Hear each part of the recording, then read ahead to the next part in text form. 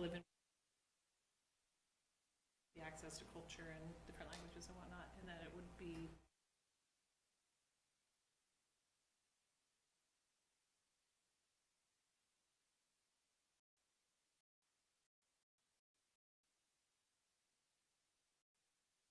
Right, being 6 o'clock on Monday, March 18th, we'll call to order the regular Winooski City Council meeting. Please start by joining us in the Pledge of Allegiance, led by Councilor Hal Colston. I pledge allegiance to the flag of the United States of America and to the republic for which it stands, one nation, under God, indivisible, with liberty and justice for all. Thank you. So first item on the agenda is agenda review. Just quickly, are there any requested changes to the agenda today? Hearing none, we will move to public comment. This is the time where any member of the public can make a comment about an item that is not on the agenda. So if there's anything else that you want to address today.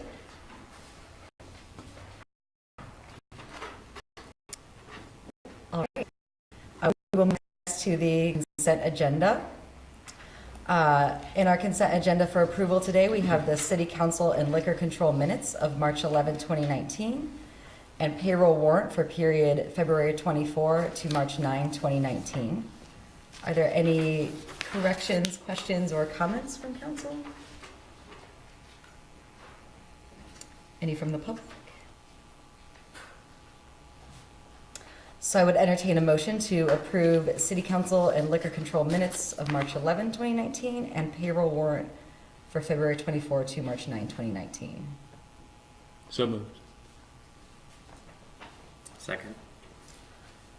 Motion by Hal, second by Jim. All those in favor, please say aye. Aye. Motion carries. Next is our city update. great. Thank you. Just a couple of updates tonight. Remind I'm going to remind you time that we are holding our Equity and Diversity Summit on April 6th at the Senior Center. It's an all-day event. Invitations went out last week. Participants in that will be any people, not anyone, but people with formal and informal authority in the city to talk about our identity as a city, how we identify personally our unconscious bias, and how we sit together as policymakers and leaders in the community and best represent all of our residents. So invited on that list are obviously all of you, our leadership team, and some other staff from our team, the school trustees, anyone who sits on an appointed board or commission in Winooski. And then we have about 10 to 12 staff coming from the school as well, or staff and students coming from the school. There's some students doing a piece on history of Winooski as well, which will be participating in today and sharing that information with us. So I look forward to seeing you all there. Downtown Winooski is going through a hiring process for their new executive director. The former council authorized about $53,000 of fund balance to help fund that executive director in the first year. They are down to 2 finalists, and we'll be interviewing those 2 finalists this coming Thursday evening at 7 o'clock. So I think you all are invited to participate in that and come and meet those 2 final candidates if you're interested. Heather has been working on a wayfinding RFP as part of a state grant. Responses to that were due last Friday. We've received 6 proposals, which is great. So we're in the process of reviewing those, and we'll make an award decision by the end of the month. The Myers Memorial Pool is officially out to bid. So that those bid documents last week. And we are expecting so bid opening is scheduled for April 10th to give contractors the time to review and respond, and we will be awarding contracts by early May. As you probably know, Burlington Airport is completing a master plan, similar actually to our master plan, that outlines their priorities, both capital and programming, for the next couple of years, and then ties those priorities to future funding requests from the FAA. I sit on their regional advisory committee for that process, and their next meeting is March 26th at 5 at the airport, and that is a public meeting, and anyone interested in kind of the future of the airport and where things are going are welcome to attend. And then always leave the fun updates for the end, some community services updates. So our Summer Thrive program enrollment is now open. People can enroll here at City Hall on the website. Summer goes from June 24th through the last week of July, or the week that ends July 29th. We are partnering with an organization called Wicked Cool Kids to host April vacation camps and summer programming for youth in grades 1 through 5. So that in April, that programming will focus on what's called Extreme Earth and Wicked Fab Physics Lab.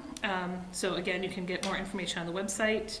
And then in the summer, those summer camp offerings will be around Legos and a med school camp. So fun and exciting for our 1st through 5th graders. And then just a final reminder that the community garden plots are now available for registration. We have a few left that opened on Friday. So if people are interested in new community garden plots, I encourage you to go to the website and sign up soon. Thank you. Next we have, as a reminder, is to share anything you've done in your role as counselor since our last meeting, or if there's an event that's on your radar in the community, or just any community news you want to share as well. I will start down here with you, Mike, this time. I don't really have anything to report except for the pool. The pool has a new, they're going for a new grant, which I've been aware of, and they have until April 12th to raise $10,000 to get to the second hurdle. It has been on Front Porch Forum, and I suggest, or not suggest, but I think people should check it out, and they have the directions on how to donate. Again, they're trying to raise $10,000 for April 12th to get to around the $2 million. It's going to be spread out for communities. That's all I have. Thank you. Anything to report? I do not have anything. That also is sometimes the answer. I have been really busy since the last meeting, although I don't remember everything I've done. I have had meetings with each of the new counselors to kind of get you all up to speed on background information. I am having a meeting next week with Burlington Mayor Weinberger to just do an introductory relationship there as we work together with them on regional issues and the airport and stuff. If there's something that you want to, I don't know, if there's something on your mind that you want to make sure that I cover, please feel free to let me know. And that is it for now. Okay. So the Community Service Commission is meeting on the 27th March, and the big items they're going to cover, they're looking at their survey results to try to get a better handle on how they're doing and what's needed in terms of programming, and they're going to look at their scholarship policy. So that's it. Thank you. And the only thing I'll add is it's not related to my duties as council, but did attend the JFK Fun Fair at the Winooski School District on Friday, and it was an awesome event for kids and people in our community. So I just really wanted to take a moment to acknowledge this work the school did in putting that on and how great it is for our students to have access to that. Thank you. All right, we will move to our regular items now. Our first item on the agenda today is the appointment of Councillor Hal Colston as Deputy Mayor. Hal, you have the most seniority here, a lot of knowledge in other realms of the community, so to make you my deputy mayor. Accept. Excellent. This is an appointment, so no official vote is required. Are there any legal words that I have missed in this?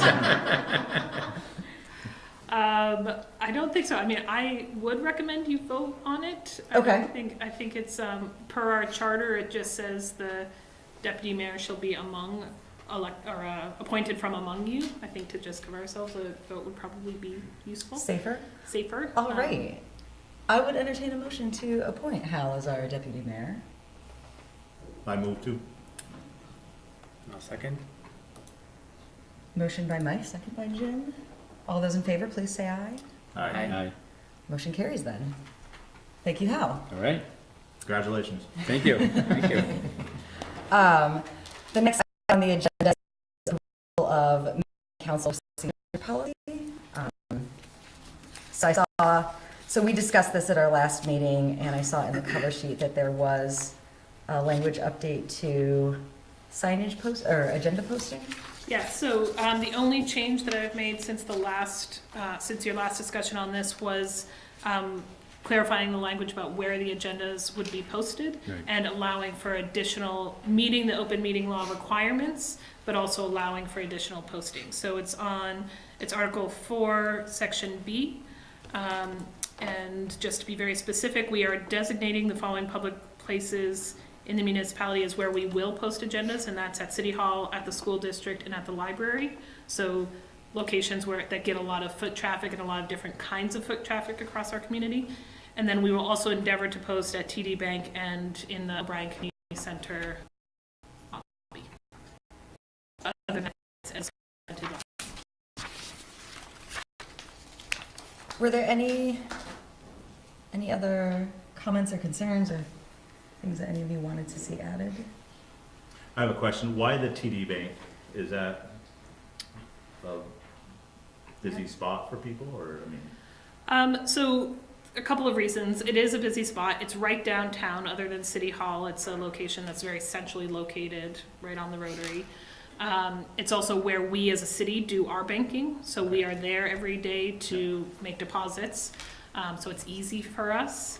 And it is reflecting that it is the one of our local banks. Okay.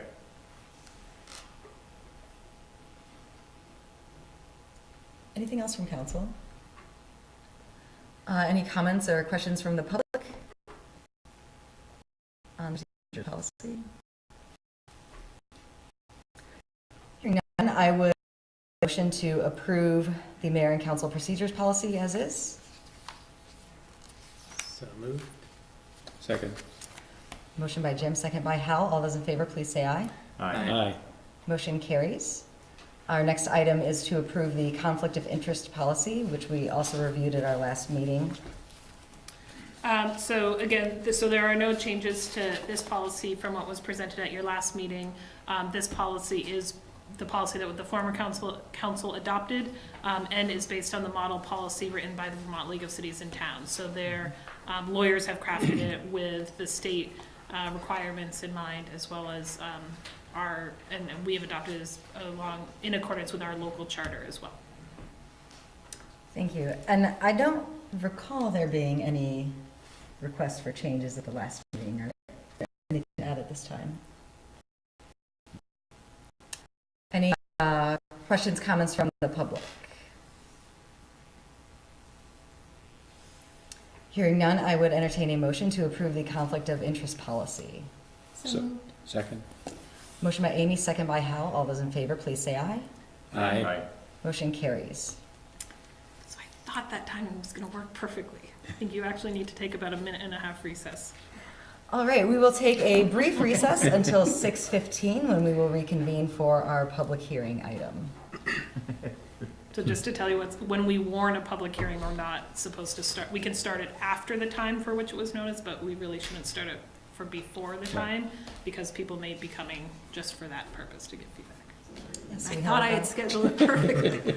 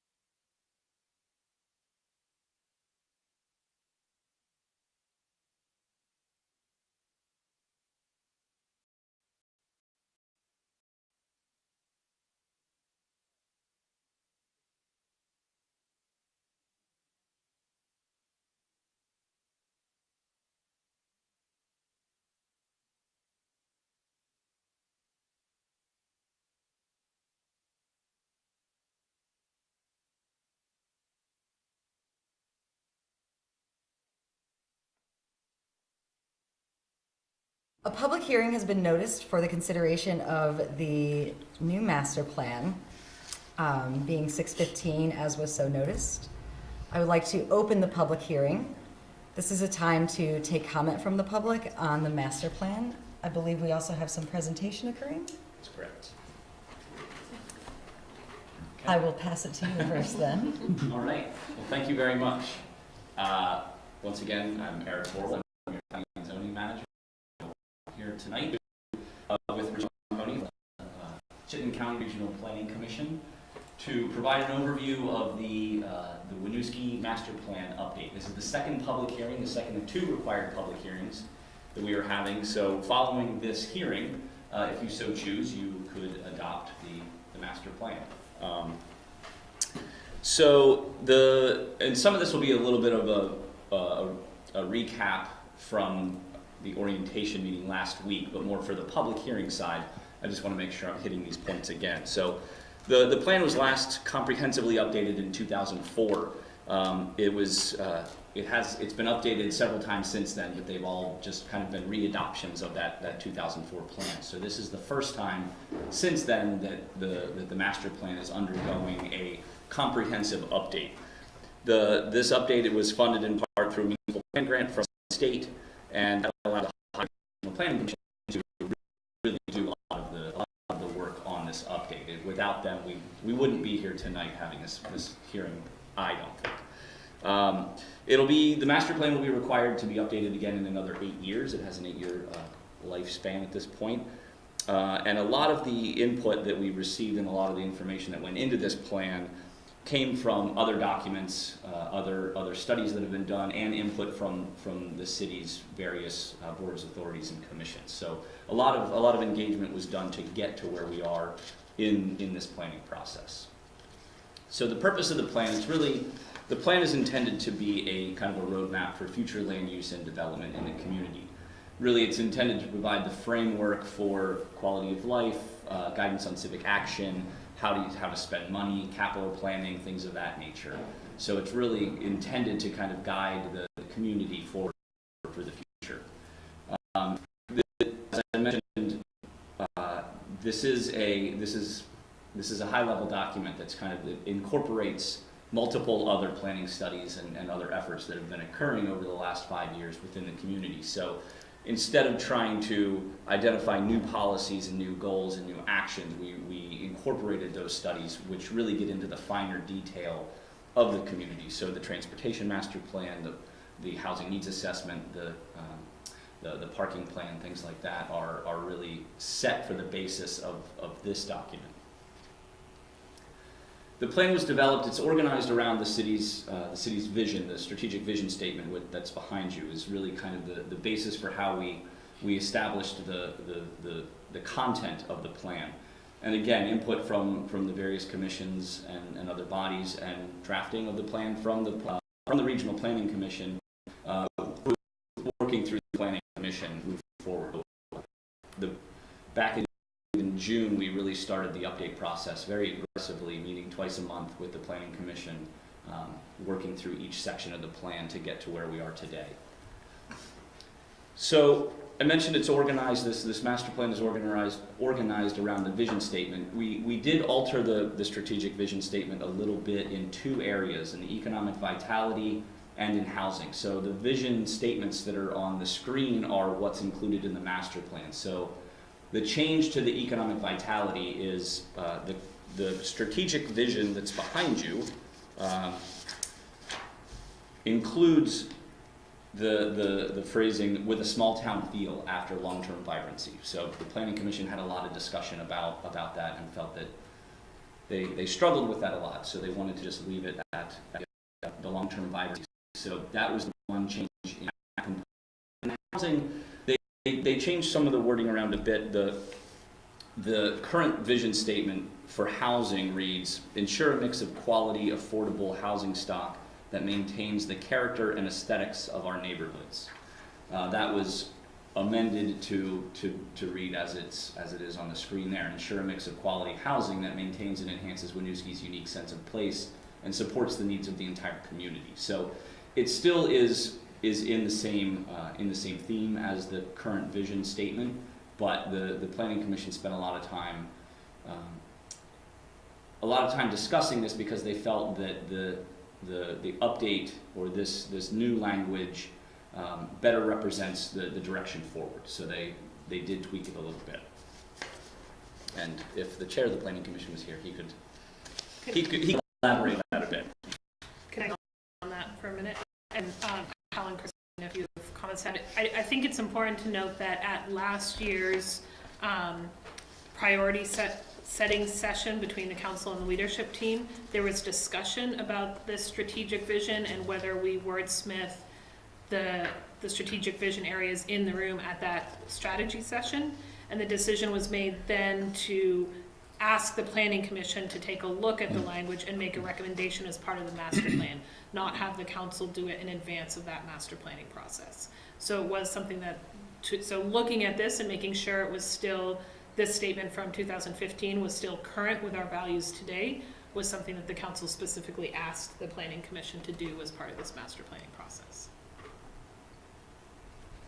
So the plan itself, state statute requires specific items to be included. There's 12 elements that are required of a master plan. There's 13 items listed here. The last item, current analysis and data, is included as one of those requirements. But if there's no current data, there's really nothing to update. A lot of times we rely on census data, which gets updated fully every 10 years, but with some of their intermediate updates through the American Community Survey, sometimes the data is good, sometimes it's not. So if there is good data, we will use it, but it's not always the best, except for those 10-year census timestamps.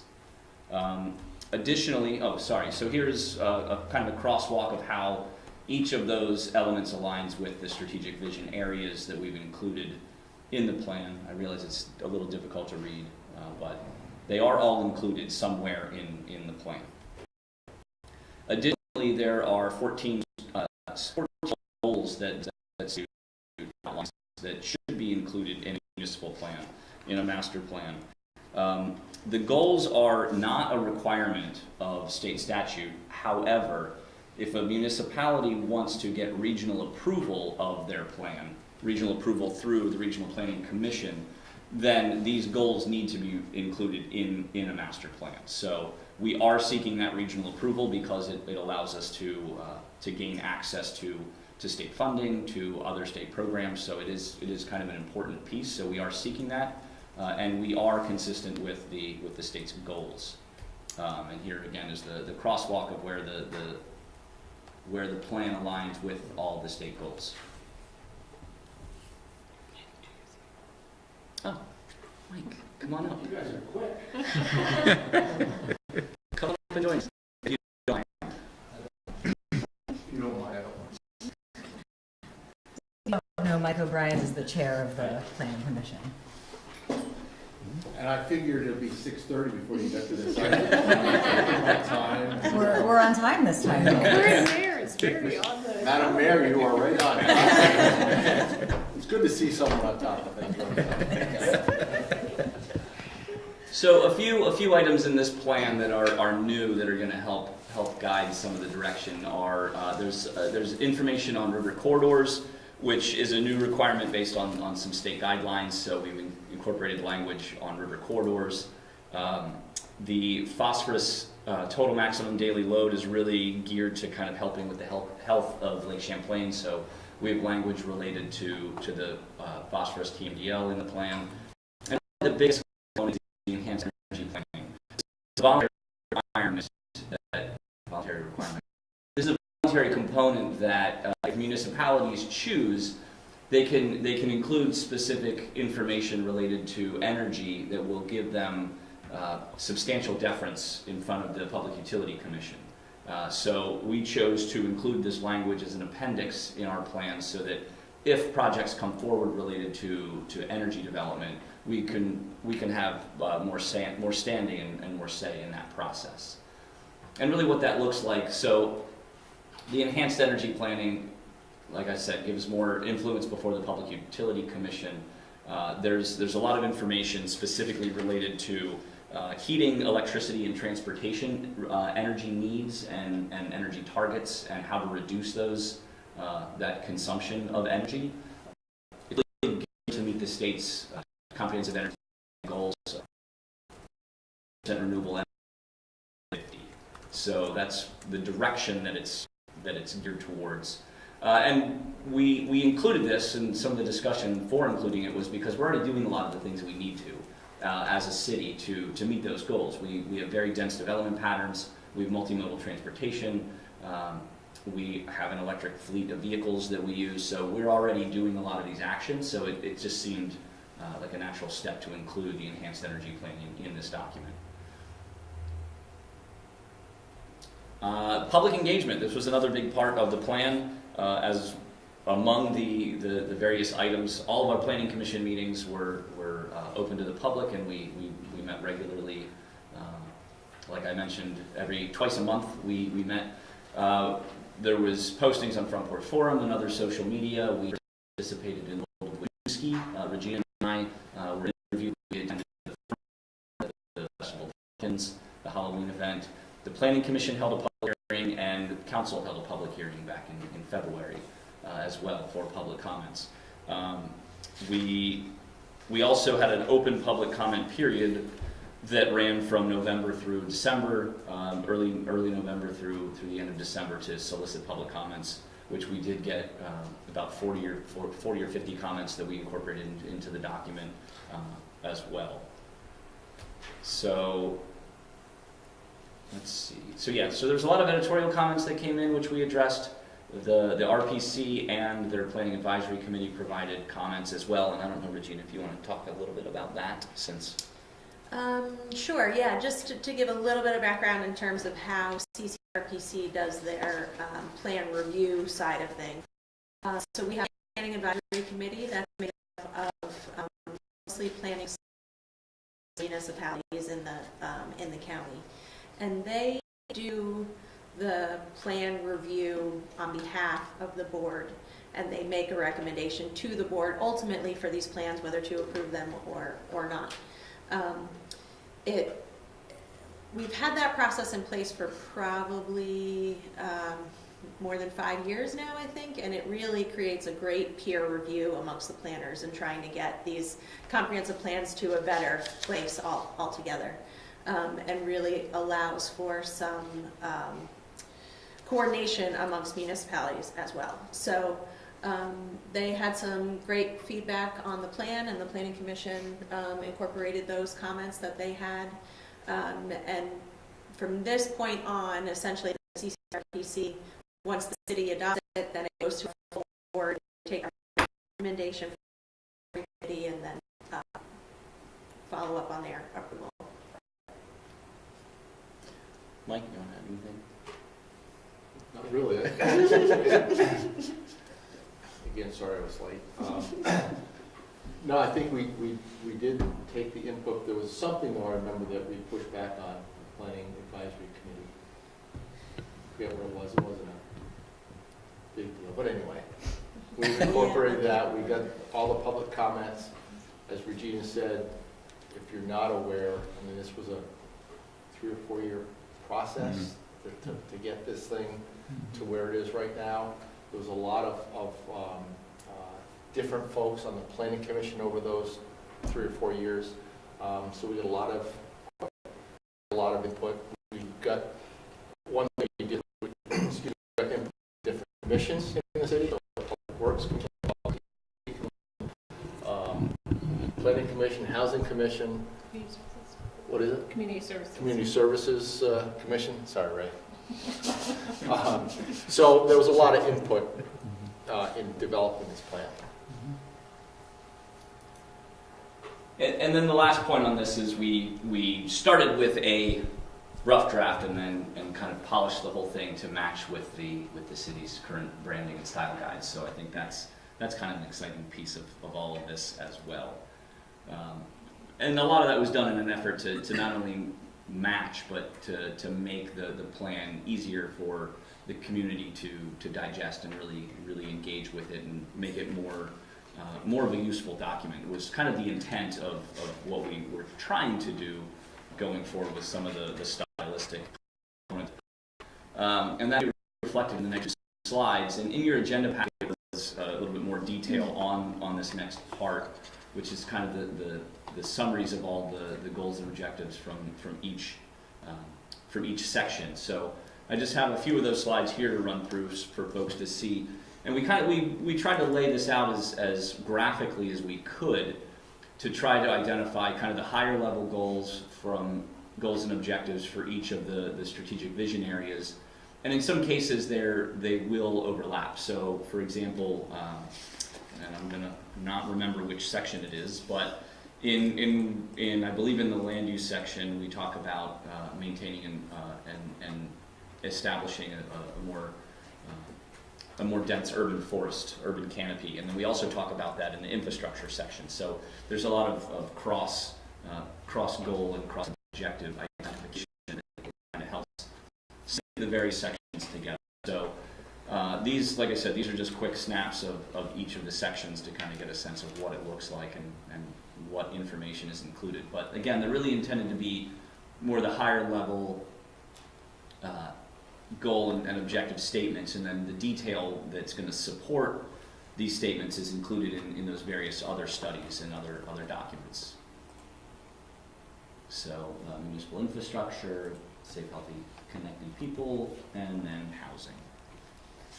And then I'll just point out, I don't know if it helps to understand the format of the plan, but on these pages, you'll see probably better in front of you than up here on the screen, but the other reference documents are right on the top, and so the intent is that this is going to live online, and those will all be live hyperlinks, so you can click directly to get much detail in the actions and everything else that comes out to those more specific plans. So the next steps in the process, or I guess how this kind of proceeded through, is the Planning Commission reviewed and approved the plan back in January. That was following their public hearing process and also development of the plan. So the plan was forwarded to Council on January 10th. Council reviewed and scheduled the 2 public hearings, the first of which was held in February, and the second one, which is being held tonight. And then the next step, the final step, is adoption by sometime in April or sooner. Tonight would be great too, but whenever. April 21st is the deadline of the expiration of our current plan. So that's kind of the date that we're shooting for moving forward. Again, first hearing was on the 19th of February with Council. No, we did not have any from that meeting, so there was nothing to amend or change.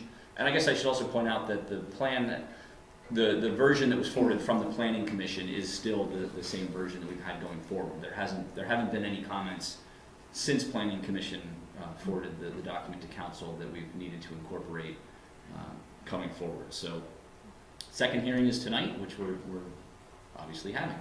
And then from there, as I mentioned, adoption on or before April 21st. So that's what RPC after that. Oh yeah, and then to the Regional Planning Commission for approval once municipal approval occurs. So I'll pause there for any questions or comments at this point. There were some comments that were received via email the other day that I want to touch upon, but I believe you all received a copy of. So That was my question, if we're gonna talk about that email. yeah, I was gonna mention the if I can do that now or By all means, after. yeah. Okay, great. So an email was received on, looks like this past weekend. An email was received with several comments.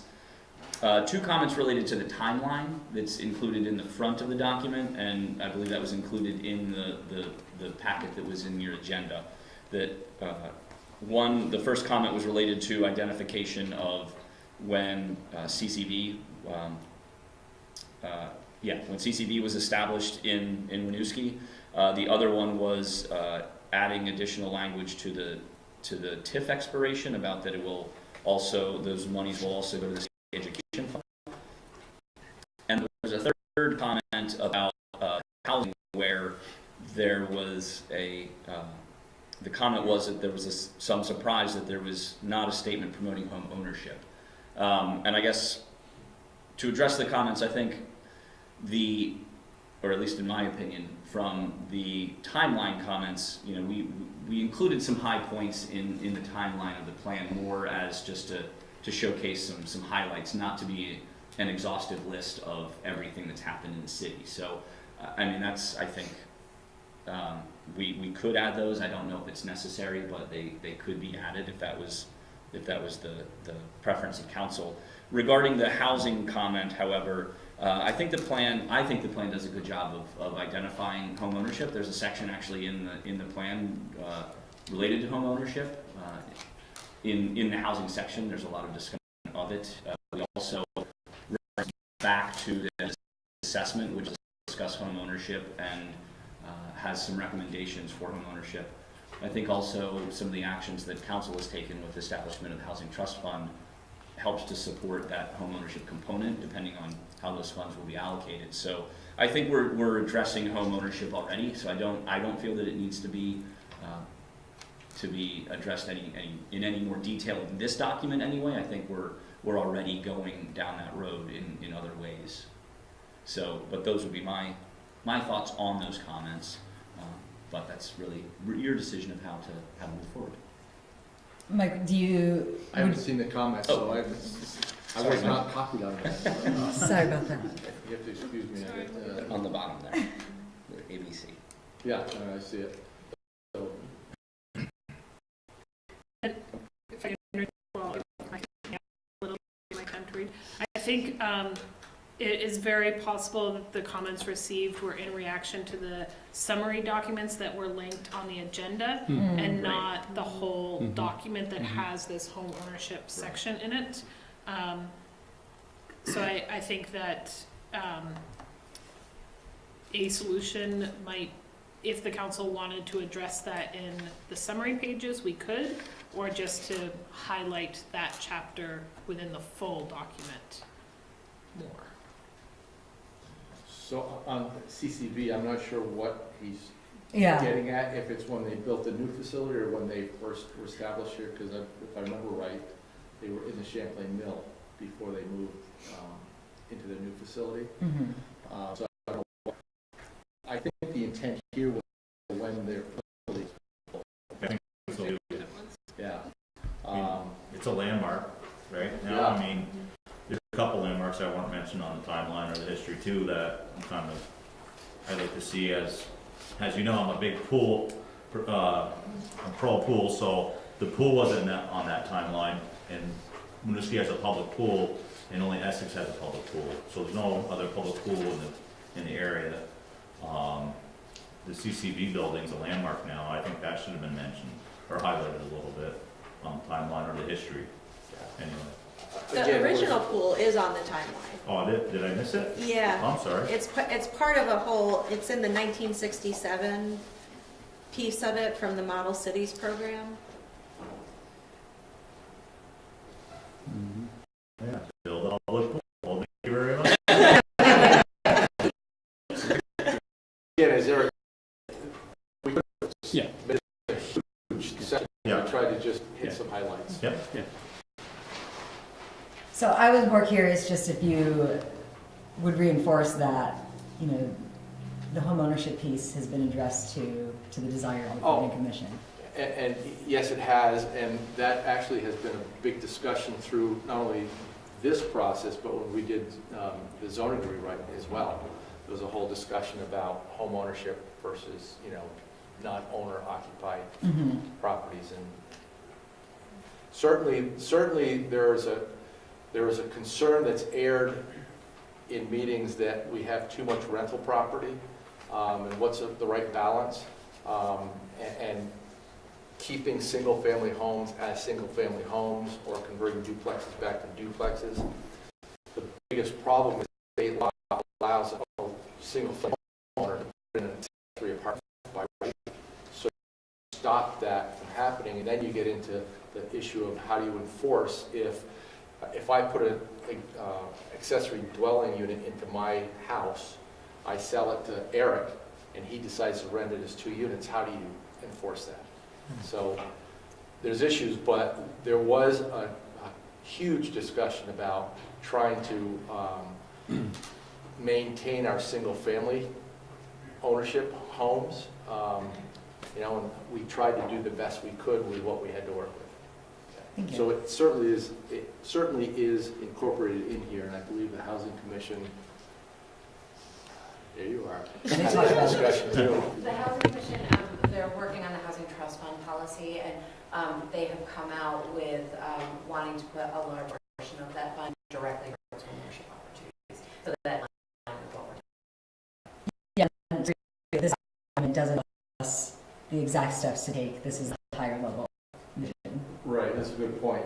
This is up here, Yeah. and then zoning has to fit into it. Mhm. So that's what we're trying to do, so we recognize we had the new zoning.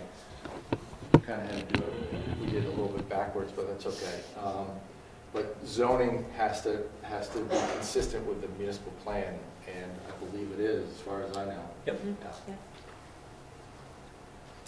Are there any other questions for those of you who have only recently been exposed to this document? Any other questions or areas of concern that you want to flag? I just have a comment. I want to appreciate the chair of the planning commission. You, Mike Brown. Yeah, this is all on Paul, and really appreciate your leadership and leading the team through the process, because I think we have an excellent, plan going forward. So I want to thank you for that.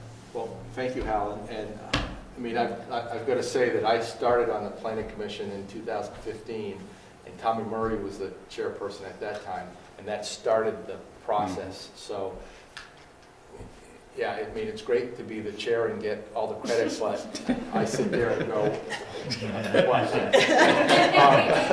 I mean, that's the reality of it. So everyone on the planning commission, and like I said, started with Tommy as the chairperson. And as I said, there had to been, well, you don't know, Eric, you're new to this too. Absolutely. We had at least 2 zoning administrators on this, and we probably have had at least 10 or 12 members of the planning commission who put input into this. In addition to Housing Commission, Service Commission, Public Works Commission, Public Service Commission, what am I missing? Economic strategy, whatever you call yourself. Heather. So, I mean, it really, when we started the commission system, probably 6 years ago, whatever it was, to get more input, this really emphasizes how important that was and how well it is working, that all these people are able to give input. And we had meetings with each commission to talk about what their goals are, and we tried to kind of winnow that down into what you see in this plan. So thank you, Hal. I appreciate those words, but I do want to push any compliments over to the entire planning commission. Sure. I'll just say what Al said, the is really easy to understand. I appreciate all the background information.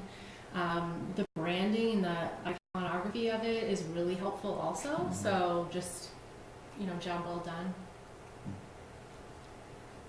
I should add too that, when Eric came on board, he really got us to the finish line. So kudos to Eric too, and can't miss Regina, who suffered through this for 5 years, dealing with the planning commission at basically every meeting. So thank you both too. I had a hiatus for a while. Yeah.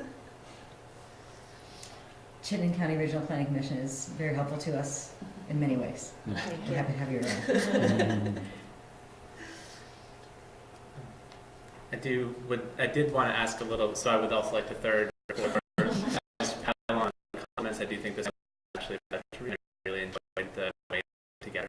I'm sorry, it was a pleasure to read. I actually enjoyed it because Wow. it was listed, and then the supporting documentation was there, and clicking through to find those plans and being able to read more detail at each of those steps without having to scroll through endless pages of it was, I think, a really good choice, and I'm really appreciative of that. I also did click through onto a couple of these pieces, and I had one question on the energy plan, because you touched on it a little bit.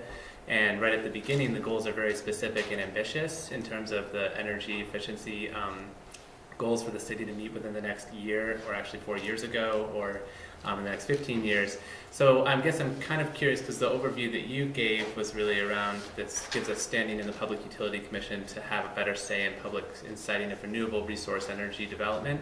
How do you see the goals that are articulated there around 5% weatherization? Like, are those really, they're really specific goals for high level, and are those achievable here? And what's the kind of history of that development of that document that came up with those goals? Yeah, why don't you take this? I've been out of the RPC game long enough. I don't remember a lot of it. So for about 3 years now, the regional planning commissions have been helping the state take these high-level state goals and bring them down to the municipal level. And the initial impetus of doing that was to give the municipalities more say in the Public Utility Commission hearings. And so this is a little bit more of an issue in the towns, Northeast Kingdom and a couple of other places that are seeing big wind happen, and super large solar farms, and really struggling with whether they should have a say, whether there's should be local public input into that. And the state legislature agreed, so long as the municipalities were agreeing to sort of align themselves with those, no doubt, very aggressive state goals towards more renewable energy and weatherization and reduction of greenhouse gas emissions. The standards for actually aligning with those goals they do have some wiggle room. The idea is that everybody is trying to take better steps, is trying to work towards that, but the whole system is pretty aware that those are pretty aggressive goals, and a lot of it in terms of meeting those goals are out of the hands of the local municipalities. As an example, this is state goals, but they are also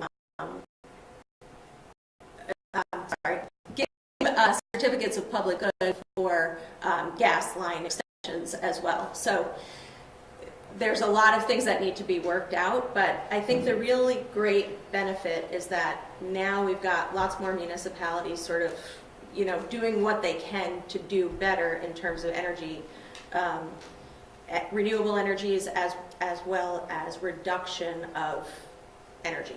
And so I think we're in a good place, but you asked this similar question that we're hearing from pretty much every municipality that are going through this process. And the planning is really built on some models.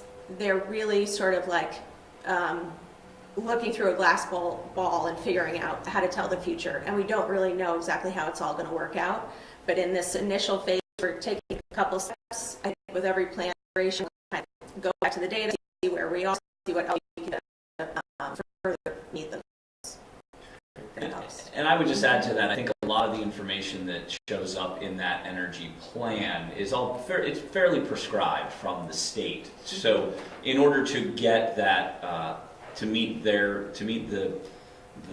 energy planning goals, we have to include a lot of really detailed information, and the state's really telling us what it is that we need to have. So, a lot of the tables that talk about the specific efficiency reductions for vehicles over the next, however many years is probably something we wouldn't normally include in a plan like this, because that is really detailed, but it's really coming from direction from the state on how we craft that document.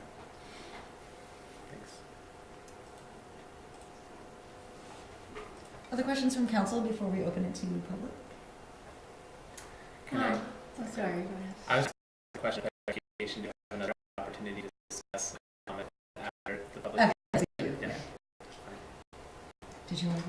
Yeah, And this may be more of a question for the city staff, but one of the things that I noticed when I was reading through the visioning document is that some of these items have kind of already been accomplished. So is there any ongoing master list that this could link to so that the public could know kind of the status of each of those visions? That's a really great question. So in terms of the master plan, one of the components that we have to include is an implementation program. And part of that includes a check-in at least every 4 years from the Regional Planning Commission to see how we're doing. So the intent from my perspective anyway, staff, is to try to track as much as possible how we're doing the we've outlined in the plan, so that when the RPC comes in to do that 4-year check-in, we have something we can show to them, but also so that we can report out to the community as well to show how we're progressing with implementing our plan. And just to add to that, I think one of the advantages of this plan and having a strong strategic vision statement and aligning the two, and then aligning the shared work plan between the council and staff is those regular check-ins and series of prioritization discussions will be a communications tool to the public as well about, you know, what we have accomplished, what we're prioritizing for this year, and then what are we prioritizing for future years. Later on in this meeting, I think we're also going to talk about start a conversation about how we align the commission's work to that. So I think there will be a series of different kind of reporting mechanisms that you'll receive and the public will receive about our status towards achieving this plan. It was always the intent, I think, of the Planning Commission and council leadership that this not be a document that sits in a shelf, but a very active document that we use to actually make decisions and guide staff's work, the commission's work, and the council's work ultimately.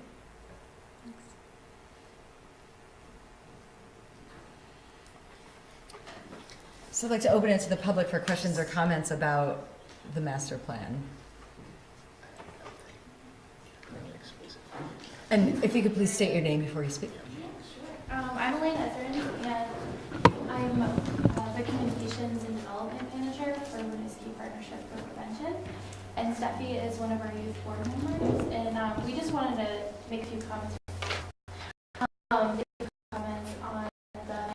we mainly wanted to commend everyone involved in planning and the city council for including language about substance use prevention, including a paragraph about our organization and the goals that we're working toward.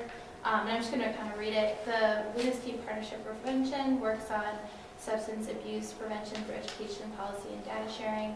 As an example, they work to assist the community in reducing the amount of youth-targeted alcohol and tobacco messages, and thus reduce youth consumption of these substances. There may be a role for the city, either through zoning regulations or liquor licensing, to help limit alcohol and tobacco advertising to youth. And so we're particularly interested and excited about the inclusion of the last sentence, because as you know, or may not, advertising and promotion of these by tobacco and show cause the of smoking.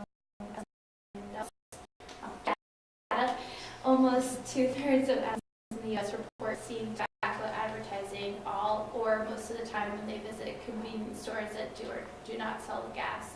And about 1/3 of adolescents shop in convenience stores 2 or 3 times a week, and 70% shop in them at least weekly.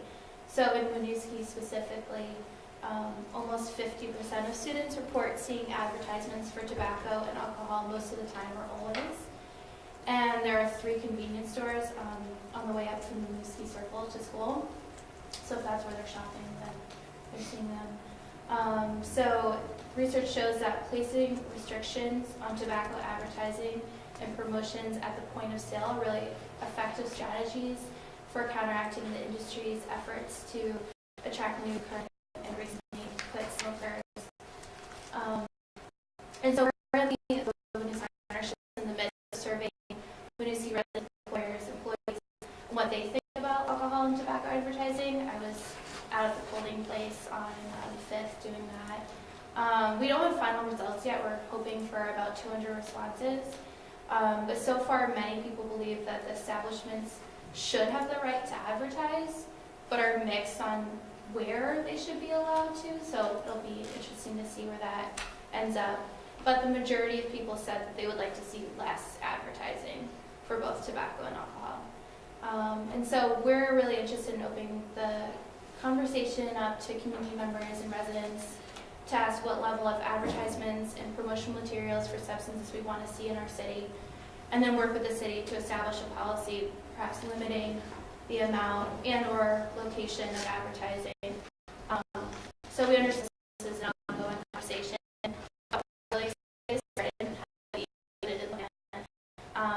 And we'll definitely keep you guys up to date on the results of the survey. And hopefully schedule sometime in the future, perhaps with the Planning Commission, discuss what a policy could look like.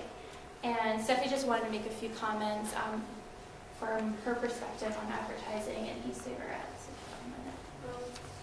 I just want to tell you guys why there should be more advertising about why Juul and nicotine and e-cigarettes are not good for teens.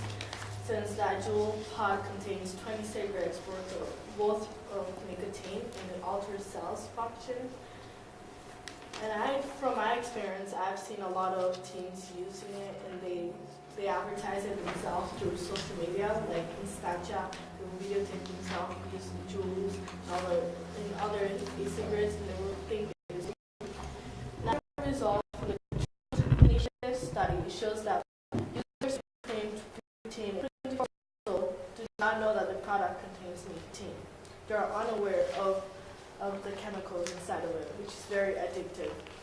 And I just want to say that I recently talked to my friend before coming here and telling her why I came here to talk about Juuls and advertising, and she was unaware of that. She said, "Why should I learn about it? I'm never going to use it."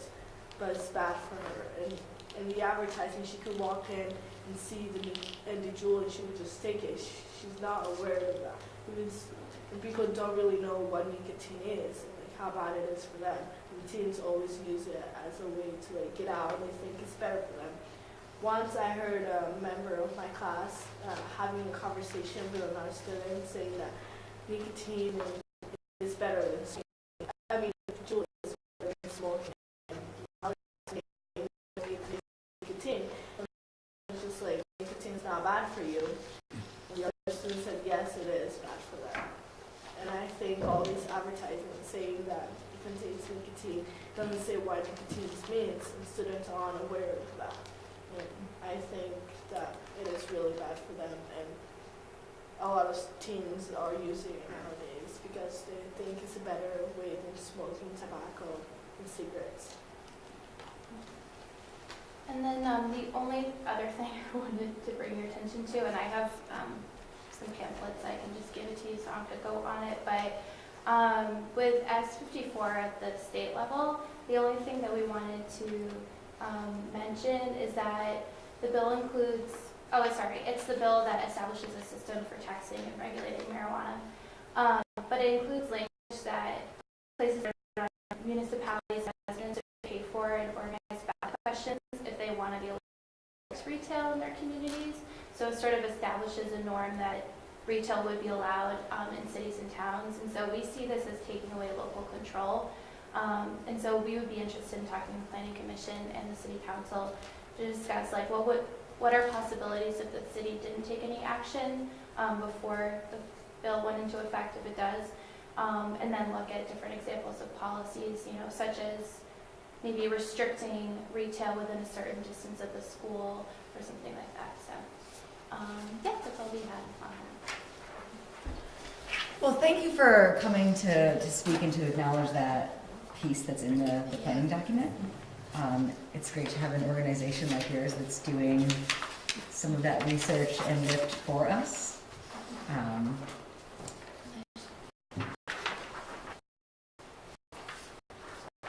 Look forward to speaking with you. Thank you.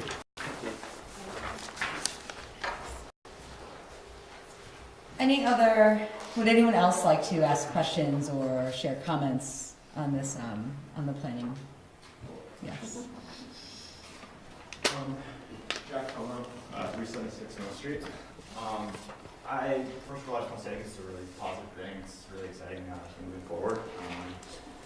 This is actually my first council meeting. To be honest, I was surprised there aren't more people here. It's a big crowd. I'm used to Burlington, I guess, in a way. But yeah, so first of all, first question on the housing aspect of it. I know there's some talk about accessory dwelling units. I was kind of wondering more obviously this is an in-demand place to live, and it's very limited in terms of our square footage. Are accessory dwelling units seen as some way to use that in development to kind of housing or for the supply? I think what addresses that is the cottage housing that we put in, which is like an accessory unit. But what I was talking about is state law says that if you own a single-family house, and Hal or anyone else correct me if I'm saying this incorrectly, but my understanding is state law says if you own a single-family residence, you have the right to put an accessory dwelling unit in there. So we can't stop that. Yeah. Is that something we almost look to encourage going forward? Or? Well, so the accessory dwelling unit, I always look at it as an in-law apartment, so it's meant not as a rental unit, but as, if you were my kid, you'd put me there. And lock the door and let me out. But the problem is that that's okay for you. What's happening to the next person? They buy a single-family home and they have a little one-bedroom apartment over on the side. Are they going to rent it, or are they going to, give it to their parent, like you did for me? So that's the problem. And so we talked a lot about limiting uses to single family only in some of these residential districts, but realize that we can't do that because you have to allow accessory units. And then there's a definition of what that is, but again, that sometimes gets stretched. So. Yeah, I just want to comment on the business development side. I think it's really positive that we're looking to add more employers in the downtown. I think if you look at the live, work, play aspect of things, you can live here and you can play here, but I still think I would love to be able to work here in Winooski. There's just not a lot of places that are really hiring for young professionals. So I think that's a great Add to that, you mentioned the downtown, but that's part of what the gateway was for too, is to expand the downtown. So, Are there any other comments from the public? Seeing and hearing none, I would bring it back to the council if there are additional questions or comments that we... Did I miss the advertising for e-cigarettes? Did she have a stat for that? Or it was just tobacco she was talking about? Because she kind of left me for, I wanted to ask her that. I don't recall. You don't recall it could be in the materials that she shared, though. Yeah, I was looking at it. It's just Because e-cigarettes. I think the e-cigarettes are more of a problem for the kids if there's more advertising for them. So I'd be interested in looking into that a little bit. She kind of jumped ship before I get jump into it. So I think is where does it rest? I think it really rests with the council as opposed to the planning commission and zoning, but I think that's something that has to be dealt with is, where should that fall? Ultimately, it's going to end up with you folks, but, I'm not sure that zoning is the proper place to put that. It's more of an ordinance, I think, Yeah. Yeah, I think folks think about it through potentially the liquor licensing and that role that the city council has. There could be a little bit in both, but I think you're right. It feels a little cleaner that way. Yeah, it's a little too specific for this. It's too specific For the plan. specific for the municipal plan, but.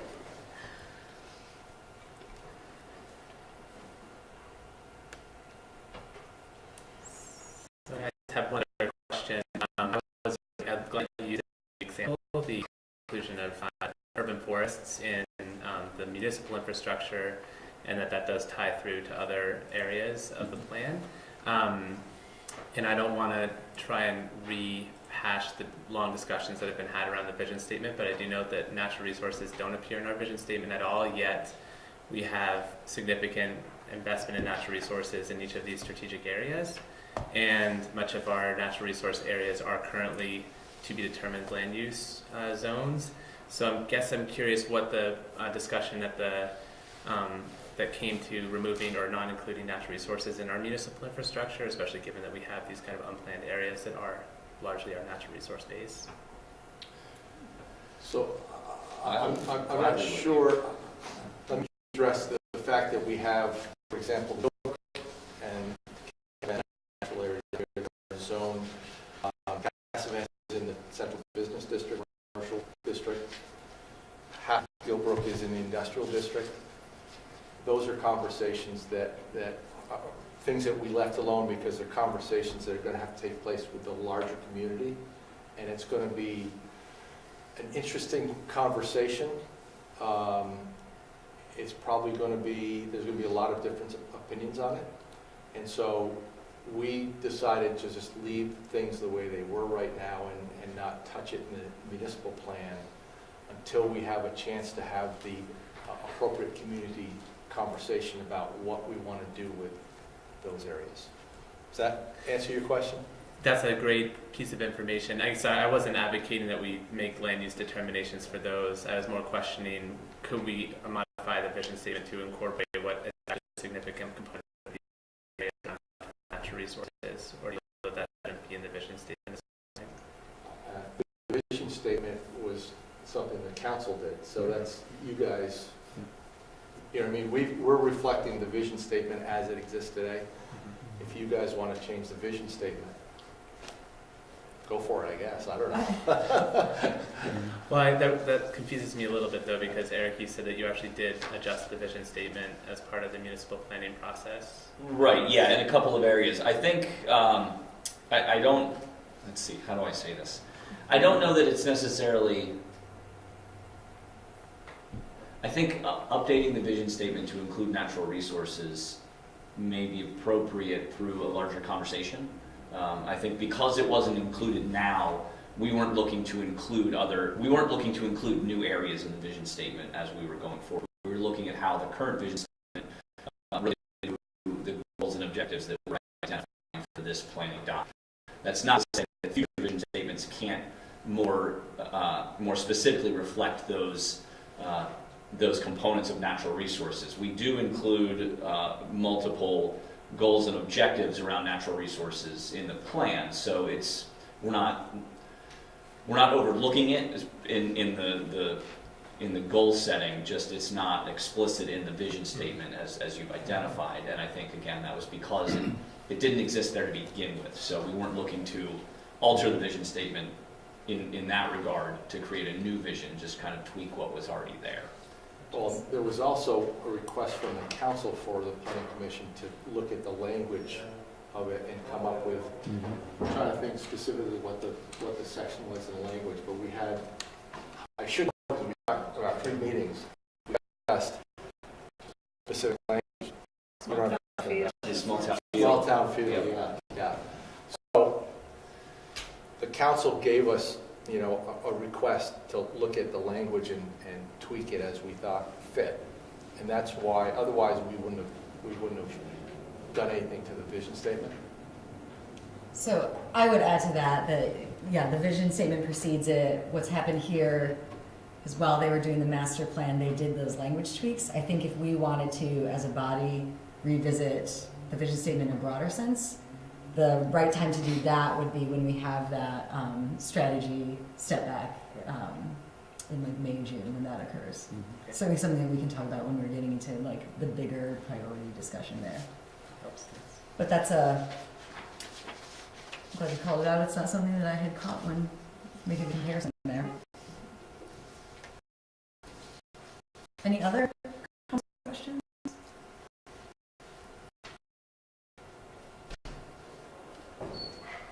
So this is an item that is on for discussion or approval. What I'm hearing, I think is general. I haven't heard any large, any calls for any real revision beyond the strategic vision discussion, which we can do later. So with that, and so we don't have to approve this today, but I would entertain a motion to approve the public hearing on, I'm sorry, to approve the master plan. So moved. Second. Motion by Hal, second by Amy. All those in favor, please say aye. Aye. Aye. Motion carries. And that also closes our public hearing on the master plan, on the draft 2018 master plan. Great. Thank you for your work. Thank you.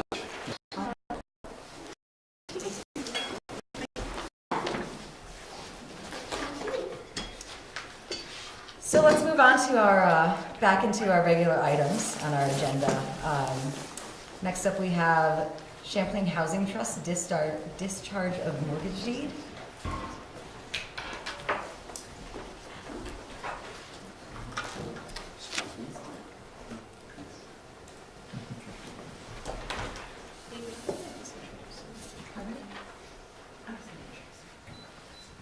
Hello, I am here tonight with Amy Dimitrowitz from Champlain Housing Trust, and she's here to answer any historic questions about some of these.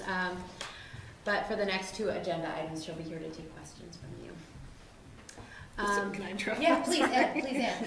So Amy is a rock at Champlain Housing Trust, just received a huge award at the annual meeting for 5 years of service, and is very integral in our affordable housing priorities here in Winooski and our potential future OCC project as well. So we work very closely with Amy, and we're very thankful to have her here. So I'm glad she's here.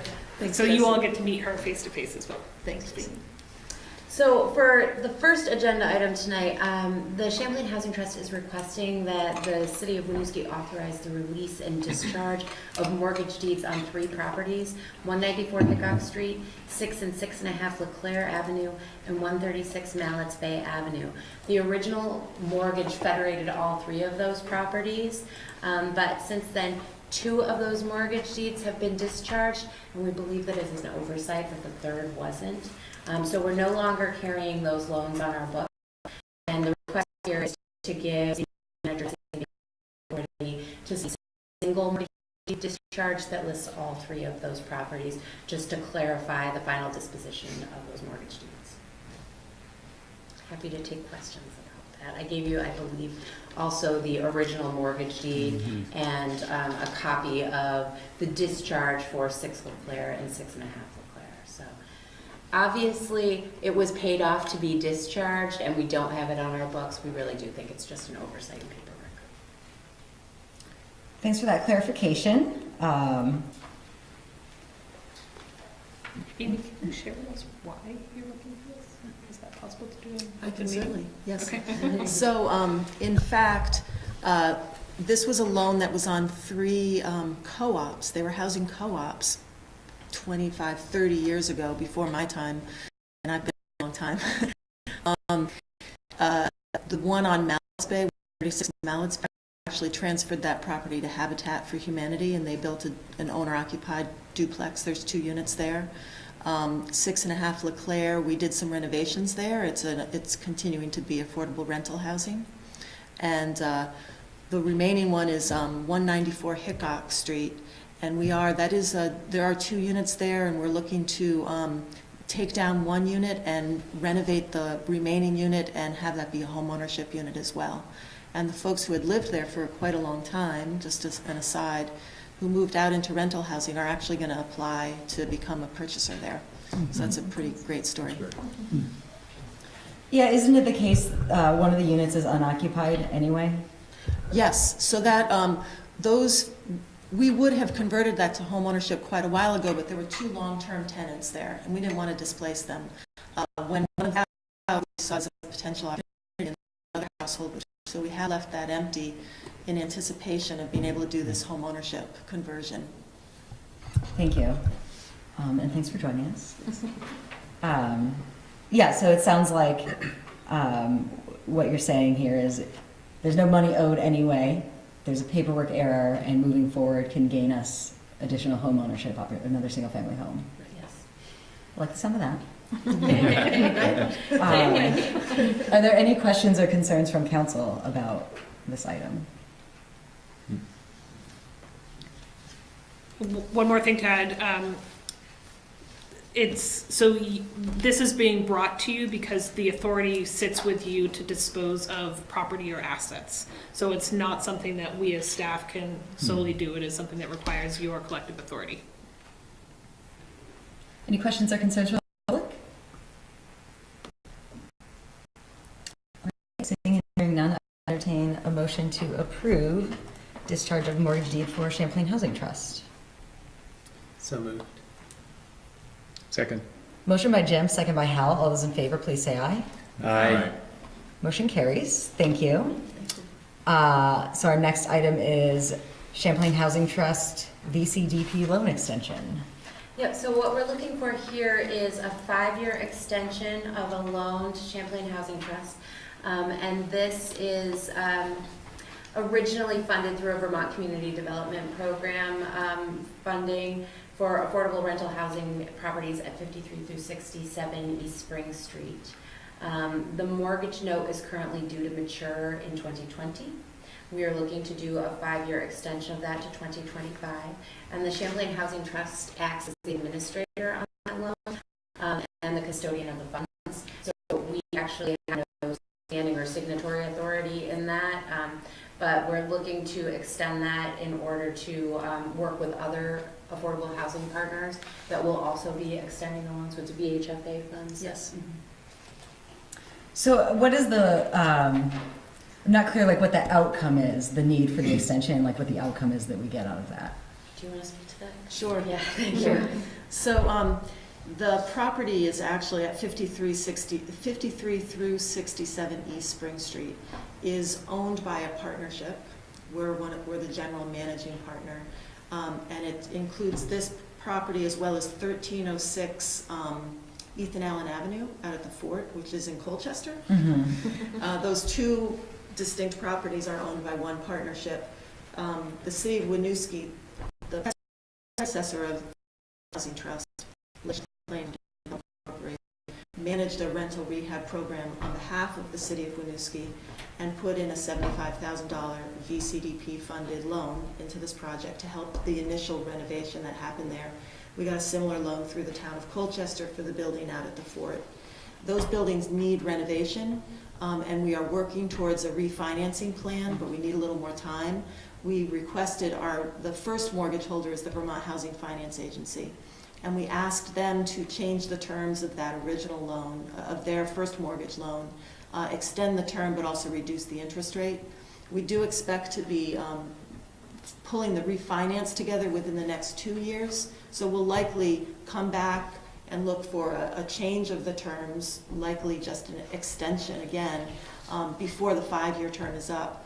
But when we asked the Vermont Finance Agency to term for 5 years, they need all the other loans to line up with that same date, end of term. So sorry, that's a long explanation, but unfortunately these things are very complicated. As a matter of fact, as was explained, the loan here is not to the or from the city of Winooski. It's in fact CHT is the signatory where the loan is on our books, and it's been a little confusing to our auditors. So I may in the future come back to ask that we clean that up and have some sort of a grant agreement directly, or at least between the city of Winooski and the Champlain Housing Trust, because that piece has been missing from our financial records. So I'm consulting with the attorney. I'm sorry that I don't have that available right now, but it needs to get cleaned up in that way as well. VCDP funds are community development block funds that you might hear about otherwise. Burlington is the only entitlement community in the state, and the rest of the communities in the state can apply to the state for those funds. But those applications need to come through a municipality. They can't come through a partner nonprofit entity. So hence why when this organization was first standing up this project, they came to us in support of that. And that may happen in the future with another project, and you'll hear about some CDB applications coming up. But that's why the municipality goes in on those grant applications in partnership. Thank you. Yeah. Any questions or concerns from council? Sounds like another paperwork situation. Yes. I have a question. How does this impact Winooski? How does this impact the city? That's what, if it's not owned in our name, but it's not really in our name, so I'm wondering, how does that impact Winooski? The grant funding came through us. Okay, So for us to be on board with it and working with our partner, I think just makes the whole thing work better. makes it That's- work better, yeah. so there's So that no, we're continuing in no lockstep defaulting. in partnership. there's no penalties or anything that associated with the city, okay? And there's no, we can't use this, if they were to repay the loan, we couldn't, it wouldn't be our money to reuse Okay, for something. And does, And we can't extend the loan without authorization, since we're administering the program on behalf of the city. Even though the note is in our name and it'll be our signature on that extension, we need authorization from the city in order to do that. I have one more. So, is it just the city of Winooski you need the authorization from, or is it other partners? And what happens if those other partners don't oblige CHD? For this loan, we just need authorization from the city of Winooski. Okay, There's a similar loan with the town of Colchester, and I'm going to be in front of their select board next week to ask for the same extension. okay. and recognizing that the refinancing is 2 years away probably, does this extension, while you're doing that refinancing, increase the exposure of the property or any potential financial liabilities? Like, does it make it more challenging or potentially burdensome to the property to persist as a partnership, or is that pretty much equal, whether it's a shorter term or a longer term? It very much will benefit the project and the property, because the first mortgage loan with VHFA has a high interest rate, and the refinance with them, or the change in terms with VHFA, will impact cash flow at the property, reduce the interest rate. I should say this loan is a 0% deferred loan. There's no payments being made on this loan that we're talking about with the city of Winooski. So that's not going to change anything materially at all. Okay, thank you. Any other questions from council? Any questions or comments from the public? Seeing and hearing none, I would entertain a motion to approve Champlain Housing Trust VCDP loan extension. So moved. Second? Motion by Hal, second by Amy. All those in favor, please say aye. Aye. Aye. Motion carries. Thank you very Thank much. you. Thanks. Next item on the agenda is Main Street Revitalization Project, Final Design Engineering Services Agreement, authorization.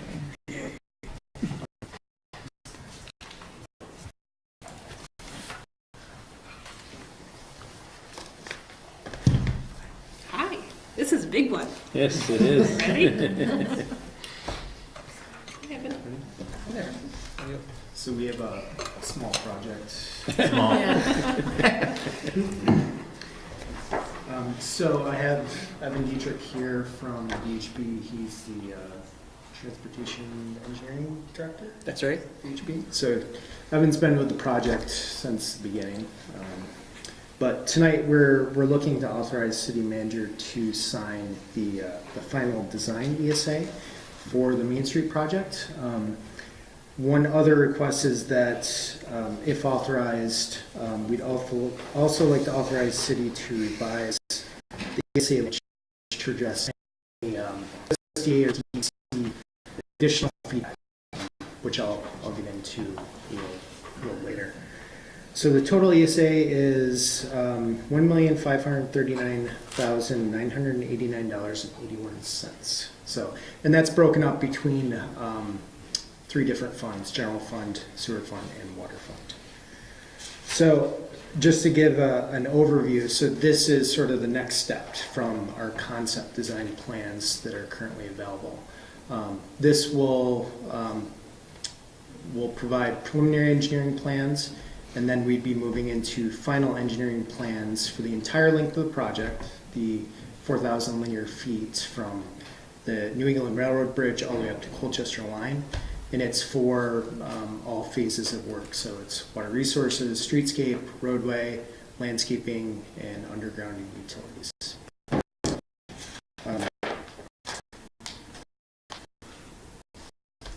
So regarding the authorization to revise ESA language, so we have, we've been working on this since mid-September. It's a big proposal, so it's taken us a long time to kind of get here and get it in front of the council, but we have USDA and DEC as funding partners now, so those folks have to review the ESA as well, so that's taken some time. We've had the government shutdown issue, unfortunately, that pushed the schedule a little bit for us, but at this point we're sort of finally all on the same page as far as scope of work and the legalese within the agreement itself.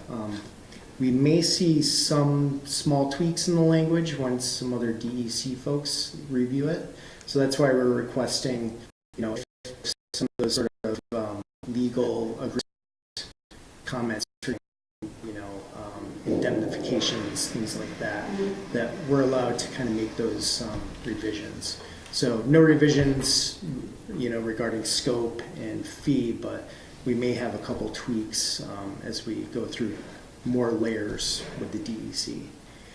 So that's kind of the agreement piece. And I guess I'll pause there if there's any questions on the agreement itself. It's a big agreement. Yeah, and I think I have a question about that. This is gonna be the final engineering design, so what we see on paper is gonna go off the bid. Correct. Okay. Not quite accurate, right? No, what's, Yep. because we're new, Yep. I need to understand this, because Sure. some of the designs I've seen, Yep. I was trying to figure out parking, see on Main Street, how to been up for green spaces, and we want all, we want commercial spacing down Main Street, or East Allen Street, and, I guess I don't know if we need to revisit that. So stepping back a little bit for background, and correct me if I misspeak, but with this project, previous council has discussed a phased approach. So where we were at before is that we are going to move forward with the infrastructure and underground, the water and sewer and the road as a first phase, and then come back to the second phase based on additional funding. And so I would have two comments there. One is that the way we're approaching this engineering, the way that we approach the pool, for example, where we're dependent on funding, we're saying like, we are engineering this in such a way that we can pull pieces out if need be. So are we putting ourselves in a position here where if we do decide that we need to phase this in a certain way, we can do, the engineering will support that? Or are we paying for full engineering that we cannot make adjustments to if needed? Yep, sure. So I think I can address both those. So as we move into sort of preliminary design, the idea is we would progress all scope of work. So water resources, streetscape. At the end of that sort of preliminary design, we'd kind of press pause, especially on the streetscape portion, and really focus on the water resources phase of work, because that's where, we're looking at U.S. funding, we have a 5-year time frame to really get that piece of the project done first. And that sort of project, and we move into final design with the water resources piece, trying to progress the bid documents. And we would get to, say, bid documents, and then we would be talking to the council on saying, like, okay, do we want to do the full water resource project, the whole length? Do we want to phase it to just do, a portion this summer, portion next summer? Are there developments along the corridor that are lining up that we want to coordinate some work with them? And that final design piece is where we, be talking about how are we going to bid this project where it makes the most sense.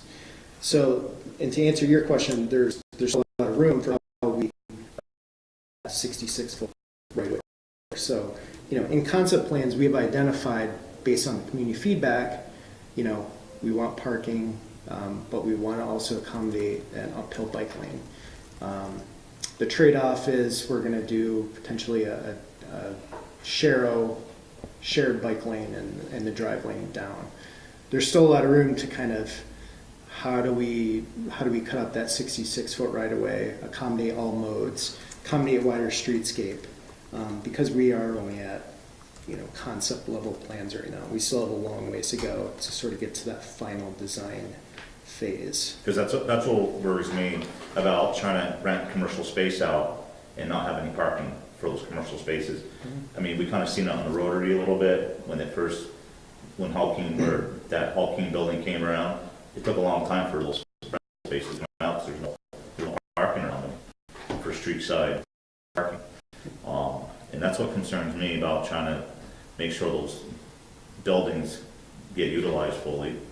And then I've seen some of those concept drawings with bump outs, and I'm not sure if that would work in Winooski. And like I said, being new on the council, I'm trying to figure out these before we go and spend all this money and not be able to take certain aspects out or put aspects in. And I think that should be a concern for any person thinking about coming here to build or rent space for business aspects. Sure. Yeah, and so similar to other projects, what we would end up doing is, at the end of preliminary design, come to the council. This is an update of where we're at. Solicit feedback. If you want to run it through Public Works Commission, Planning Commission, we get additional feedback. Same thing, and then back to the drawing board, incorporate that into, say, a final design package. Come back again and say, here's what we have for final design. What do you think? And that's when we get into discussions for, okay, let's start strategizing how we want to bid the project, for potentially summer 2020 construction. So I guess bottom line, you'll see the project and have feedback and drive some of those, design elements. Is this funding for just preliminary design or for a complete design? So this will go basically all the way up to bid documents. So this will get us to a package that we can put on the street and put out to bid. It will give us the permits to put out to bid. It'll give us cost estimates, for preliminary design and final design. So it's basically a package that's ready that we could put out the street to contractors. Can I say something about this? And correct me if I'm wrong. Yep. I'm not an engineer. I think one of the reasons we are doing this all together as all phases in, essentially, is there are so many things to coordinate in the ground between the water, wastewater, storm water, underground utilities, and the streetscape, and how narrow the road's going to be and where the sidewalk's going to sit versus the green belt. The engineering for that all needs to happen at once to take each other into consideration. Once that happens, though, there's nothing to say we have to move forward with a phase of it. Right. So we can engineer it and then decide to move forward with the water phase. We can preliminary engineer all of it, then decide to move and know where things are going. And then decide to move forward with engineering for a piece of it and the preliminary engineering of the streetscape in a second phase, but knowing that both are taken into consideration. And engineering like that doesn't really go old. It's not like a cost estimate that can go old as the Design. right as the Right, so economy changes. If we do it in the second phase like that, well, Jesse, we're already paying for that design now. So is it going to cost more money to do that second phase of design? That's what I'm trying to get at. So the second phase, are you saying the final? For the final streetscape. We're paying for it now, and we want to know. So this isn't a down payment. This is just a contract of as we will pay these rates for this work as we get to them. So we're basically asking for the services to get preliminary design pending feedback from council as we go. Yeah, and I will say, so the mayor pointed out too that the way we've modeled the financials for this project is a phased approach right now, because on the general fund side, that's where we have some issues trying to get that budget to work. So we phase it to get to that TIF expiration date, because we've modeled some of that TIF funding to pay for the streetscape. So as Jesse mentioned too, we have to kind of design the whole project, because there's, for example, in the street, we'll do water, sewer, but there's places where we have to bury, say, telecom across the street to make connections. So we have to kind of know that whole design in order to, put those, pieces in that make sense to do now. So we're not thinking the street like 4 years later after we've done It's all brand new. So we want to, it's kind of a master plan. We need to know the entire corridor master plan so that we're sort of putting those pieces in appropriately.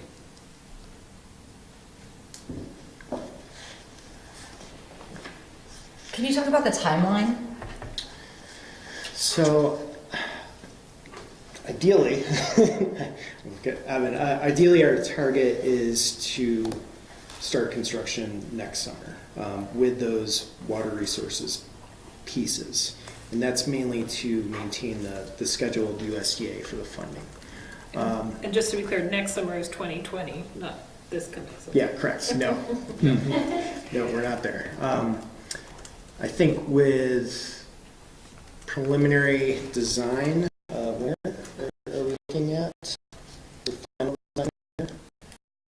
The idea would be to get through this preliminary design phase of all the parts of the project this calendar year, and perhaps as late summer or fall, and be done with that.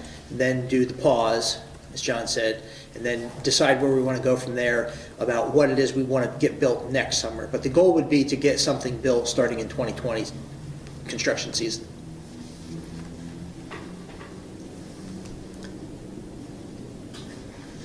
And sorry, when would you have to finish final design in order to start to have things out to bid in time for summer 2020 start? Well, ideally, you'd like to bid, around this time of the year, or maybe a little earlier, right before all the contractors start to mobilize and get their work ready. They're bidding over late winter period, so ideally, that first piece, at least, the final design, is done around this time next year. That you can get construction bids at the year from now.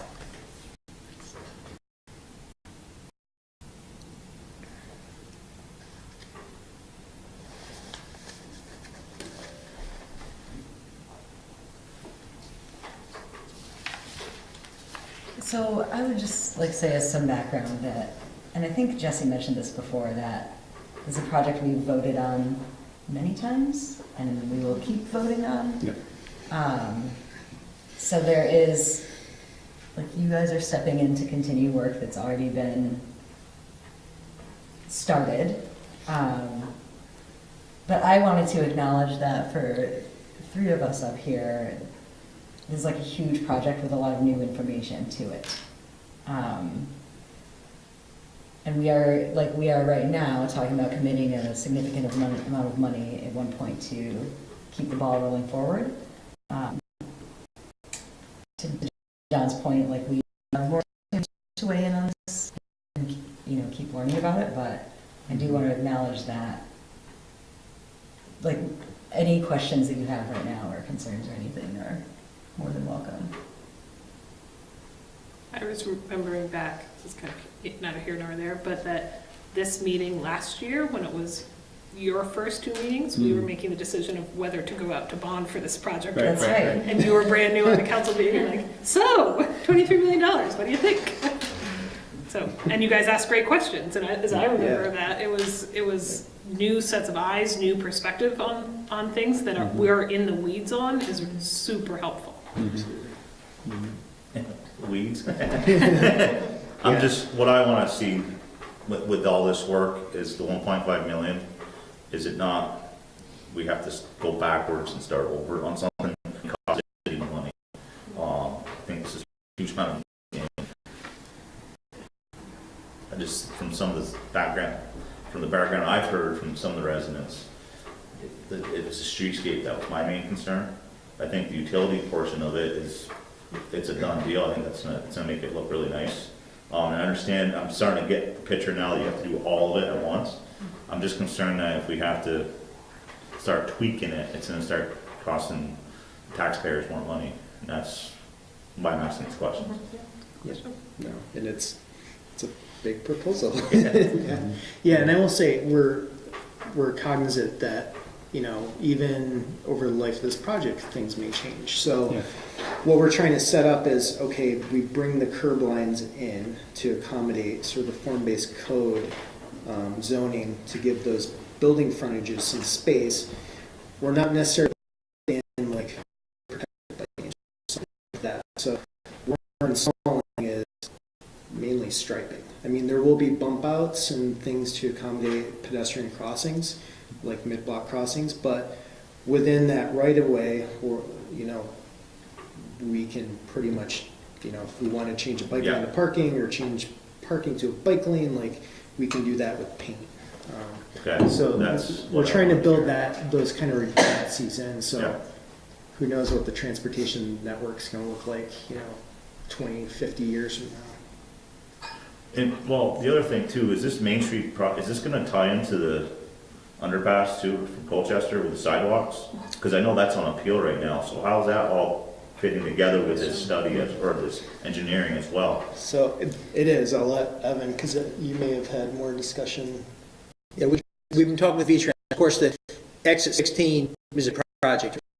They have all kinds of plans.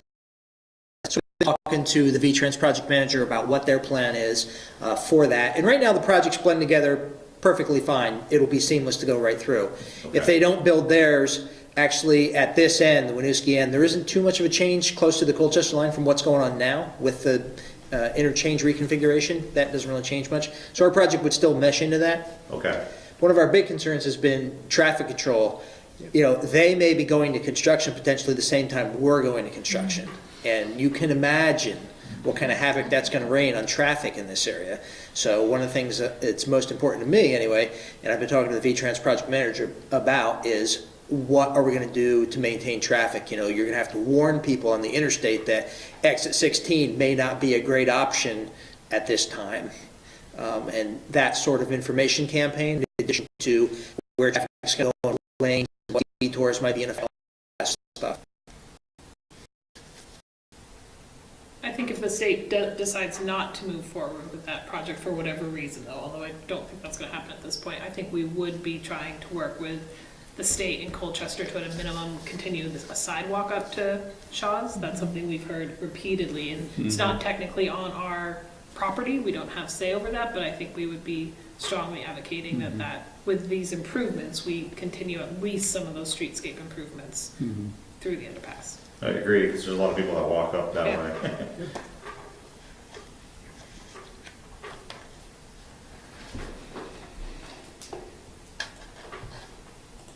John, do you have any update on undergrounding cost share negotiations?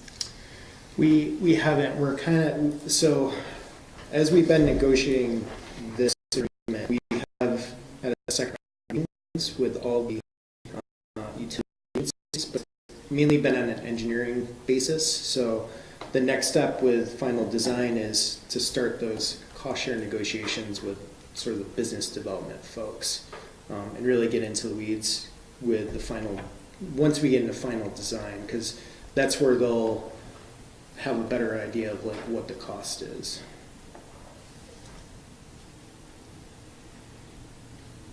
So I was noticing that the original estimate was 1.85 million for engineering, and it looks like you're going to be coming in under that. One, just curious how we got that reduction, and two, do we anticipate that it could, over time, go up to that 1.85, or do we really feel strong that it's going to remain the proposal that you have now? Yep. So the 1.8 was in our waste conduct plan, and basically a percentage of the construction. It was sort of a rough estimate of, hey, this is what you should budget for. As they got more into the scope of the project, they were able to define it a little bit better, and it's gotten lower, which is always better. Yes. So yeah, we, if we move forward, this is a not to exceed contract. So without, some kind of change order approval from the council, we couldn't exceed that amount. Yeah, so no surprises, in other words. No surprises unless, On this. well, until we start construction. Oh, yeah. And there's always surprises, but on the engineering side, Yeah. you know. And John, in your memo, you mentioned that you're dedicating city staff time to project development to reduce some of the costs. I think that could you just kind of a high level of what you're taking on as city staff to reduce costs? Sure. So mainly utility coordination work. So we've built that relationship. The city engineers done an amazing job reaching out to the different utilities and working through some of the engineering and routing options. So we feel that's something we can take on and kind of reduce the burden from VHB, so they don't have to sit through hours of utility coordination meetings. So that's one way we're trying to, try to keep the proposal lower.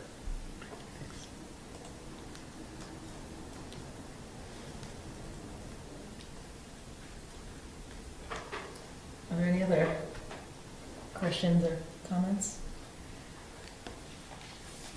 Any questions or concerns from the board? Estimated of the project. To be determined.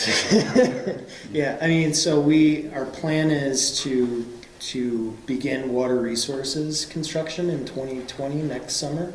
The streetscape portion, that could be phased, it could go all as one. Some of it depends on funding. So that one is really, we'll have to, once we get into more design phase, we'll have a better idea of schedule. Is this construction to go year round, or is this a build season? Is it gonna happen in the winter, or? I think it's to be determined. Yeah, I wouldn't really recommend that we do anything in the winter. Potentially some undergrounding of utilities could be during that time, but you're working around snowbanks and it's just not it's very slow going if you try to do it. So probably a winter shutdown. Okay.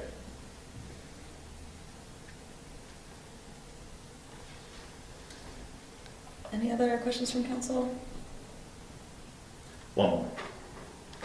If V-Trains, I haven't seen any plans for that, are they gonna have a bike path going down Roosevelt Highway?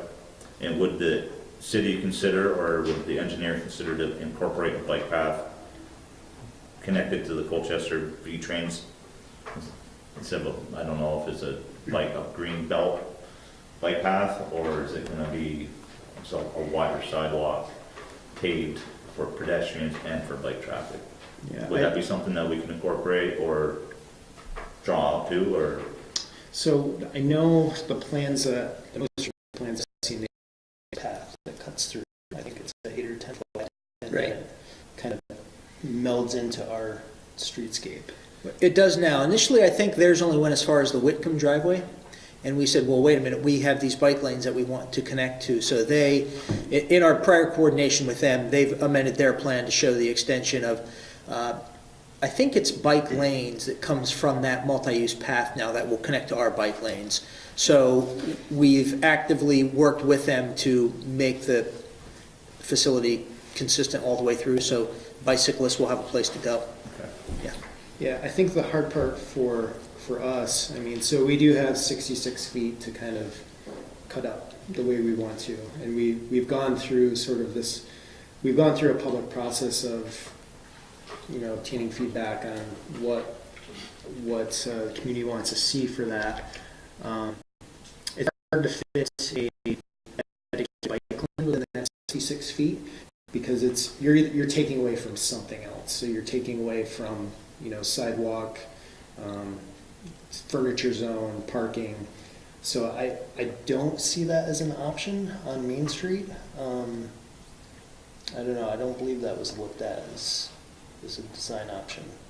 Bike lanes both ways? No, you're saying a multi-use path. Well, Multi-use path, just- yeah. I'm just trying to think of, again, parking, Yep. commercial space, even people trying to walk, bike. I mean, there's a lot going on Main Street, especially if we have a lot of commercial space that's eventually gonna be there. Right.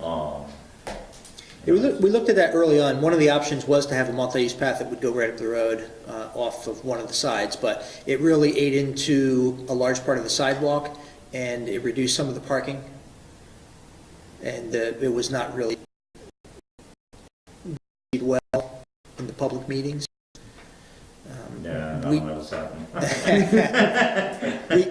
The solution that eventually we did come up with, I think makes a lot of sense. We have this shared lane going downhill when the bicyclists can go faster and can ride with traffic in the downhill traffic lane. But then uphill, you have a separate dedicated lane for bicyclists.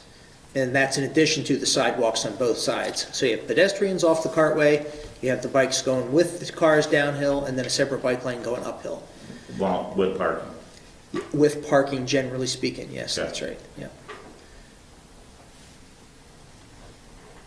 Thank you.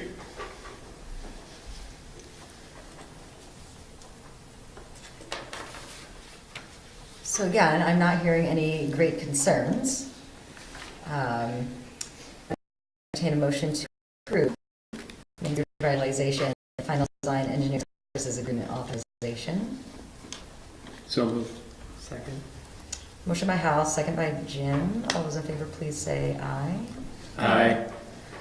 Motion carries. Thank you for your time. Okay, thank you. And I'll put John on the spot and just say, if you guys ever want to learn more about the design, Yeah, he loves to dig in. please. Yeah, but seriously, if anyone Careful does, what you wish for. yeah, if anyone does want to kind of get a, more of a background on it, feel free. I'm always available. Thank you. Thanks. Thank you. Thanks, Evan. Thanks, John. So next up, we have potential approval, Hickok Street Water Main Replacement, Final Design Engineering Services Agreement, authorization, and DEC Step 2 Loan Fund, application submission approval. So this is for final design of the Hickok Street water main. So we are looking, this project we're looking to construct this summer. So we've sort of fast tracked this one to get into final design. Just to give you a quick idea of schedule, we are looking to advertise this project in May, contract award in June, and start construction in July. So this proposal would be to get to sort of final design bid documents similar to the last project. The other piece of this is we are looking to submit it's actually step 3 financing for the drinking water state revolving loan fund. So that's how we'd be financing this design portion and the project construction. And the reason just to kind of give you an overview, so SRF, there's 3 steps that you apply for. So there's a planning step when you're just kind of in concept phase, step 2 when you're in sort of this final design phase, and then step 3 for construction. We're fast tracking the step 3 because there's a 30% construction subsidy available right now. It's first come, first serve. So we want to take advantage of that if possible. So that's why we're skipping to step 3 application, and what we're looking to do is get reimbursement of this design phase work within that step 3 application. So fingers crossed if we do get it in, and hopefully there's some subsidy funding that'll help support the cost. And to clarify,